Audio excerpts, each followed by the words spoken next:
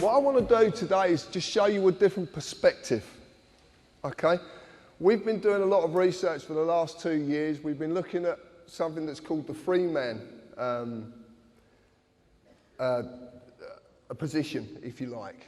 And we've been looking at a number of different ways, and a lot of people have brought a lot of information over the last 2 years to this. It's basically a website, would you believe? That's what it is. Well, they brought me basically information that I've deciphered and decided to not accept the normal view of things. I've decided to question, and question in depth. And this is what you're about to see. As you see this at the moment, this is probably how you would see our country. Actually, I'm going to walk around here because it's easier. So as you would see our country, you would see there's a parliament, and then people in that parliament are meant to represent you because you elect them to do that. That's what you believe. You believe in politics. A lot of people believe in politics. You believe that the political parties are elected in power to serve you, to make sure that everything in your country runs right, to make sure you're looked after. You believe that Acts of Parliament, statutes are laws, and you have to abide by these laws. That these laws are statutory instruments, this is how they're enacted. And they're laws as well that you have to abide by. You believe it, most people believe in the word a constitution, a constitutional set of laws made up of statutes. And people say to me, society's broken. Well, what I'm going to tell you today is it's not broken. It works exactly the way it was planned to work. Because this goes back hundreds of years. This is not something that's new. And there's courts of justice. How many people in this room have suffered at the hands of the courts of justice where injustice is actually happening? What I'm going to tell you today is that the members of Parliament are actually directors of a corporation. That is what you're electing. And because you're only electing directors of a corporation, nothing will ever change. It will go in the same direction forever. Because politics is not what you think it is. The members of Parliament. Anybody seen this before? This is Dun & Bradstreet. Do you know what Dun & Bradstreet is? Right. If you were going to do business with a corporation or a company in the world, then you can use Dun & Bradstreet, which at the moment is about 160 million corporations worldwide. You can use these to find out if that corporation does good business. Does it have any debts? Has it got any county court judgments against it? So what this is a register of corporations, of companies. And the members of Parliament are a company. Gordon Brown is a company. David Cameron is a company. And this one I like. The Labour Party trade as Alistair Darling MP. It's their trading name. It's just there. The reason they trade with Alistair Darling MP is because Alistair Darling is a diplomat. There's about 3 of them. If they trade in his name, that trading name has diplomatic status. That means they can bend things and do things that you don't know about. It's a whole different way of doing things. This is what politics is about. This is what you believe to be the people representing you are doing, but they're not. This is what they're doing. So we look at politics as pertaining policy, an administration of a government, a plan or a course of action, also defined as a political party, corporation, written contract or a certificate of insurance. Acts of Parliament become statutes, primary legislation. You know what legislation is? You've heard this word, yeah? No? Internal or enacted, enforced by statutory instruments which are secondary legislation. Council tax is a statutory instrument enacted on the 1st of April 1993 under the primary legislation, the Local Government Finance Act of 1992. But when we look at a statutory instrument, we find it's a created, written, legal contract. It's not law. Where does it say it's law? Can you see it?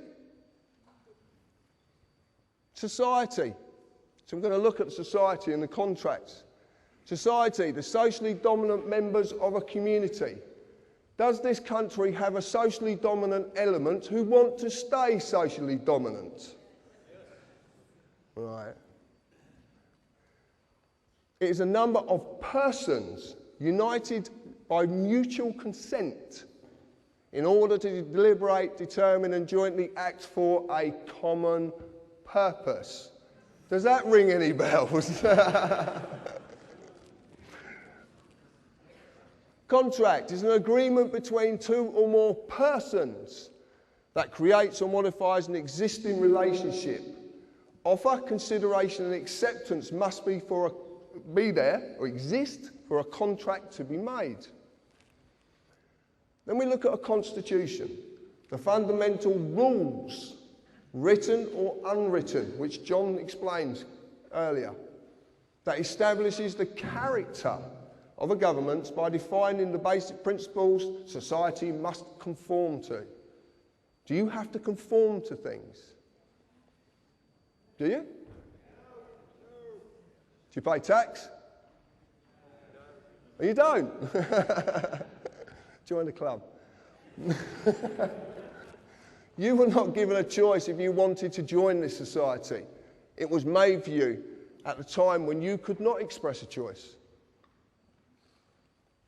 So when we look at the word statute, I know I like this one, a legislative rule of society given the force of law by the consent of the governed. And I ask you, please, if you could explain to me where in that definition taken from Black's Law Dictionary that says that statute is law.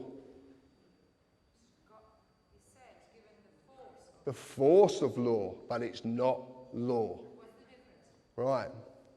I will get to that. Not quite yet, but I will get to it. From the neuter of, everybody must know this word status. Is what our society, what does it rely on? Status. Yeah? That's what we want to do, don't we? We want to be better in status. More money, bigger car, bigger this, bigger that, better than next door neighbour. That's the word, status. And it all comes from this. Status is the legal character of a condition or condition of a person or a thing. It's not real. It's imaginary. Okay? Completely imaginary.